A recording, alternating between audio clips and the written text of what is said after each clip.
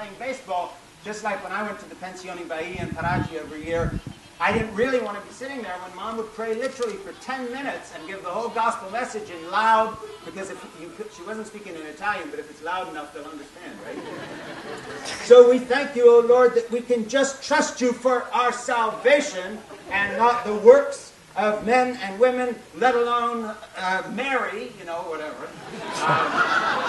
And the Italians are just sitting there going, vaffanculo, you know, mangia bene, un po' di vino, no grazie, we only want water naturale, we're evangelicals.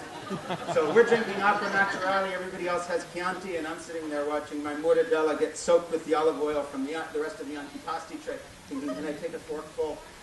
But knowing about predestination and free will, understanding that before the dawn of time, God already knew that I would be tempted to eat my mortadella while my mother was praying, and even though I assume Susan, Debbie, and Priscilla's eyes are shut, somebody may be watching, and I just can't sneak the forkful. Plus, there's the little 11-year-old girl sitting at the other table who's Anglican, Church of England, C of E, or as Dad used to dismiss them, Christmas and Easter, the only time these people go to church. And I really like her affections, but the fact is, our family's so weird, it sort of put me in like a bubble, like these kids who have, you know, can't catch infections because of an immune deficiency. So I would go around my little bubble that Mother created by praying very loudly in front of other people, realizing that I was now not only saved by Christ, I'd become an untouchable for Jesus. But anyway, that being the case, those books came out of that background, and people who knew the evangelical world, and oh, what a relief it was to be writing for regular readers who had never heard of our family. Thank God that this country's so compartmentalized and nobody talks to each other. So you can slide from one subculture into another, and they all hate each other, but the new people will accept you. That's nice. But there would be an overlap, and people would write and say, oh, I was at the Brie, whatever. How much of this is biographical and how much is fiction? And I would write letters back, and then, of course, in the day and age of emails, and finally, I figured, you know, I've written 4 novels, and I wrote a book called AWOL on military-civilian relations that called The Unexcused Accidents of America's Upper Classes from Military Service and How It Hurts Our Country. And I'd gone on Oprah with a book called Teaching Faith, a father-son story about love in the United States Marine Corps, and that has become a bestseller. There's now enough water under the bridge, so I'm no longer defined by being my parents' children, and so now I will bite the bullet and write some actual memoirs, and that's this God trilogy of Crazy for God, Patience with God, and now Sex, Mom, and God. And answer those questions, and it won't be any issue of what's an illusion or what's real and so forth. So that's where this book, Sex, Mom, and God, came from. And the 3 threads that run through it sort of combine that journey. One is very personal, the bedtime Bible stories that I was raised on, Bronze Age myths of vengeance and killing and assassination and adultery, all justified by the loving God who shows up later a little bit in the New Testament until he doesn't, because he says things like it's good to become a eunuch for the kingdom of heaven, and then that's strange. I was always glad that I never was converted to anything where you had to cut bits off. Of anything. I don't like cutting bits off. But out of that background, that very personal lens of memoir, which is what this book is, a larger story evolves. And it's 2. And one would be predictable, and that is the rise of the religious right, how it took over the Republican Party, the place our family played in it, abortion providers who were murdered by people who had read my father's A Christian Manifesto that I agented for and worked on with him, and so forth and so on. That kind of story. But an unexpected theme came out of this book that I really only discovered while I was writing it, which is one of the good little things about writing. There's not much that's good about it, but that's one. You do learn certain things about your own past by really having to think about it. Maybe in the 20th draft, you get honest and say, okay, now I'll really write what I meant and not what I think will just, make me sound good or whatever it might be. And one of the things I discovered was, A, how much I loved my mother, again, and B, what a tremendous woman she was because she was such a brave hypocrite. And I know that sounds like a put-down, but it's not. I mean that. I mean that she was such a better person than her theology. Because if you took her cold theology on paper, my parents essentially were Reconstructionists. They didn't believe what Rushdoony and Gary North and these other people like Chilton believed, in the sense that we should hang homosexuals and burn heretics and kill people like Frank Schaeffer who deviate, literally, if they had their way, and essentially create an American Iran or Wahhabi Saudi Arabia in the name of Christianity. But in terms of the philosophical theological origin of fundamentalist slash evangelical slash Calvinist theology, we came from that same stream. And yet, in L'Abri, in the late 1950s, just think of the era, okay? Just think for a minute. I said the late 1950s. My mother had a gay lesbian helper in the kitchen and let her live with her lover in a back room and knew exactly what was going on, and yet on paper would have pointed to all the same Bible verses that would condemn and harass. But I heard not one conversation in the late 1950s and early 1960s about race, sexuality, gender, the role of women, or any of these things that would not be something that you would find cutting edge and appropriate right now in terms of not words, which are all BS anyway, but behavior. So there are millions of people wandering around, okay, that's an exaggeration, but tens of thousands who came and experienced my mother's love, humility, compassion, decency, and if you were trying to figure out what stream of consciousness does this come from, you'd say, well, you know, somewhere between Mother Teresa, Albert Schweitzer, Gandhi, you know, Voltaire, the Enlightenment, the better Medicis who hadn't killed each other yet in the Renaissance but had a vision of public space, talk about private enterprise versus capitalism and so forth. I was climbing over sleeping bags to reach the kitchen because my mother opened her whole home to people. And I'm talking about 15-year-olds who were pregnant. I'm talking about gay people. I'm talking about the entire class of anthropology and history that came from the University of Sofia when it was a communist country, and the communists would bring people from Africa, and my parents were falsifying visa applications so we could have 30, 40 black African students staying with us in the early 60s, before that was a cool thing to do. And I saw a Christianity that was open and inclusive, and really, if what I discovered in writing this book was that I actually did wind up, people say, oh, you changed. No, I didn't. I actually wound up discovering that the reason I'm still a Christian, and the reason why any of this means anything to me, is I had an example set to me by a woman called Schaeffer, whose words were so much less than her deeds. Isn't that a wonderful contrast? For once. And so this was my mother. This is the mother who would check into a hotel and meet somebody like Ronald Reagan or whoever at the White House and literally spend more time talking with her hotel maid and giving her money out of her purse and helping her and asking about her children from Guatemala and getting on the phone with Jack Kemp or one of the Bushes and saying, I met this woman and her kid can't get a visa, will you help? That's Schaeffer. And that was out of the public eye. And the funny thing is that resonated not when I was younger and not when I was running for the evangelical thing and wanted to just write it all off and say, these are all horrible people and I'm now more enlightened. But it resonated when I started becoming a grandparent and realizing that arc and trajectory in life that Richard Rohr was talking a little bit about the other day, where you get to a point in your life where you're looking at what matters because you know there's less down that side of the trail than there is behind you, and you have a little granddaughter named Lucy and little Jack, and then Amanda and Ben who are living in Finland. Their dad composes film scores, and he's a Finnish American, and they live there, so that's a visit grandchildren. But the little grandchildren across the street, and Lucy, who I play with every day because I'm self-unemployed, and so I get to. I play 4 hours a day, 5 hours a day. She has dinner with Jeannie and I, and she says things to me that stop me in my tracks. She's almost 3 now. She was younger when I was writing the book. And the other day I'm walking down the drive with her in my arms for the umpteenth time, and the most delightful moment of the day, people ask me, oh, well, what are you doing? And I know they mean, are you writing or bullshit like that, all that stuff. And really what I'm doing is I'm playing with my grandchildren. That's what I'm doing. And the rest is just, you know, I'll get to it later. But Lucy puts her arms around my neck, and I'm not making this up. And it sounds too touchy-feely and so forth. And she says, Ba, I love you so much that I'll take such good care of you, you will never grow old. And we had never discussed that. So where does that come from? Well, first of all, as a grandfather, she's a precocious genius. That's fine. You can take that for granted. But now I'll be serious. That is literally the voice of God. That is the voice of a loving creator. That is the message of undeserved grace.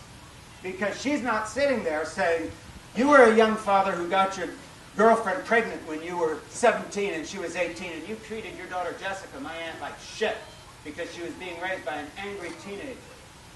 and you can never go back and redo that, and so I hold it against you, and I will not love you because you need to be punished. You do not deserve to have a relationship with a young child of the age of a little girl whose hair you pulled and slapped because you were an impatient asshole.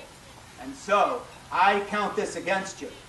She gave me a chance to never have known my past and to allow me to be redeemed by having the relationship with her that if I could do it over again, I literally would cut my arm off to start over as a parent, knowing what I know now. And thank God the grace of God is such that my children are my friends and they bring me their grandchildren and they love me. And that too is grace.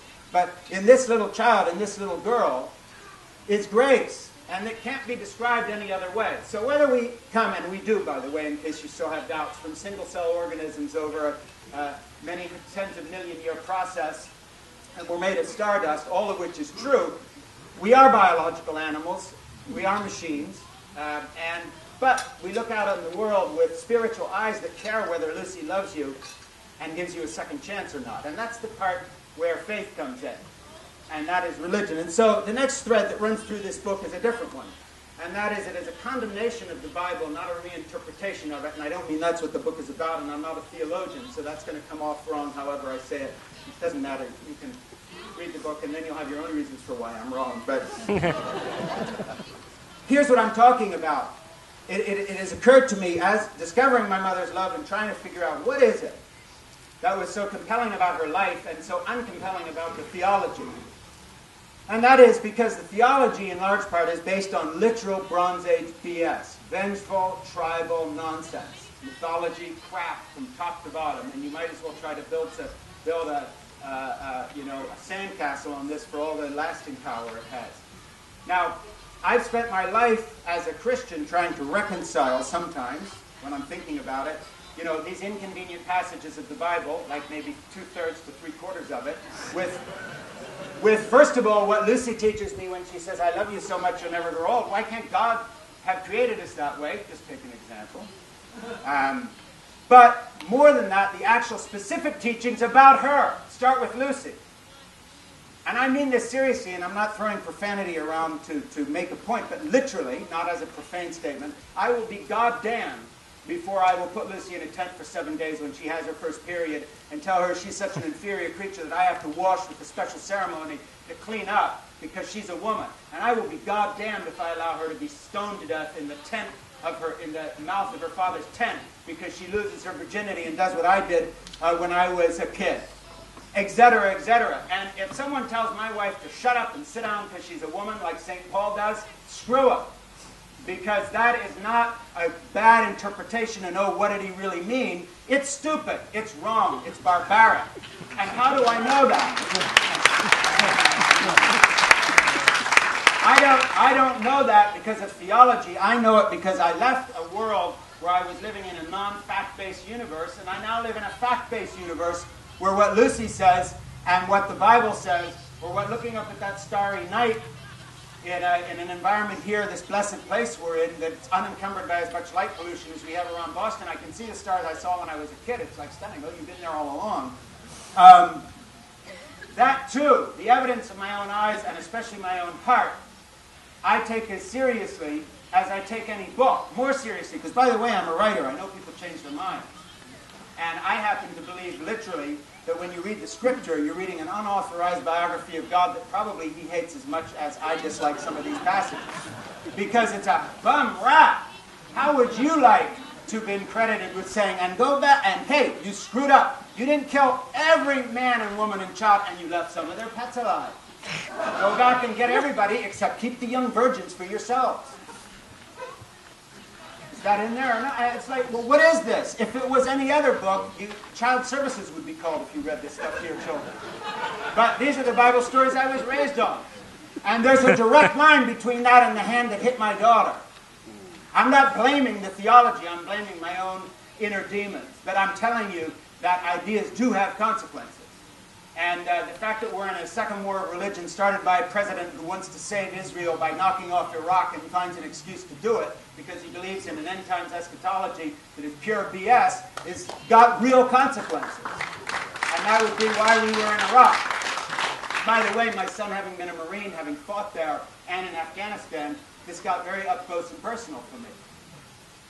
By the way, that's Lucy's dad. He's home now and commuting for an hour and 20 minutes a day each direction from Boston on a train trip that, if we believed in infrastructure and social and social space and public space and responsibility, would take him 18 minutes. That's a different deal. Although I do mention Amtrak in the book. So the threads that run through this book, and that as a grandfather, if I can put it that way, I finally decided to write about instead of obliquely through my novels, and I've done some speaking about it. Now I've got off my chest, we'll be going and doing other things. There won't be the word God in any title of any book I write again until I change my mind again, or need the money, one or the other. But the fact of the matter is, those threads are the threads that actually fed into the formation of the religious right. Because the subtitle here is accurate. How the Bible's strange take on sex led to crazy politics, and how I learned to love women and Jesus anyway. Because if you love women and Jesus, it's in spite of what's in the Bible, not because of it. And that includes Jesus, which is kind of a mind bender, because you read about Jesus in the Bible. But this is where having gone into the Greek Orthodox Church helps me, not because any of you should join. It's got its own problems. I'm not soliciting anyone here. But it did open to me an avenue of thought and a little bit of reading of the patristic text that showed me this apophatic school of theology that predates any liberal controversy versus fundamentalism. This didn't come out of Princeton or higher criticism in Germany or Tübingen or somewhere. Paul Tillich never heard of this. It's in the 4th century in the 7th. Oh, he heard of it because he had read something, but it's nothing to do with liberalism. But there is a mystical approach to faith which relies on an oral tradition and a patristic and liturgical tradition which actually predates the Bible literally, in the sense that people were taking communion before anybody wrote anything down. People were praying the Lord's Prayer before it was part of a gospel. Evangelicals come from a background where, first of all, history doesn't exist because we're in America anyway. But if it did exist, they sort of think that somehow Christianity started with the Reformation, and before that, who knows, and then there was this golden era called the early church, and for some reason we picture them with guitars and very informal wedding vows. But in any case, it's not liturgical, but and I'm not going to get into this whole thing because I do cover it in the book a little bit, but there is a liturgical oral tradition of actual practice, kind of like my mother's practice was better than her theology, which is in the church. So the church had all its crazy councils trying to define who the Trinity was, blah, blah, blah, blah, blah. Your average person in the church who couldn't read the gospel anyway looks at an icon of Jesus. There he is on the cross there. He's getting baptized. Love your neighbor. And their contact with that Christ is not through words. There are no sermons in that sense. There are some, but that's not the heart of the service. The heart of the service is the liturgy, the Mass, the Eucharist. Approaching Christ through the Eucharist is nonverbal. So as a monk said to me on Mount Athos once when I was there as a Protestant 30 years ago looking at some of this, and I said to him, with all my usual whatever, well, how can you give communion to a newborn child that doesn't understand what it means? And he looked at me and said, do you?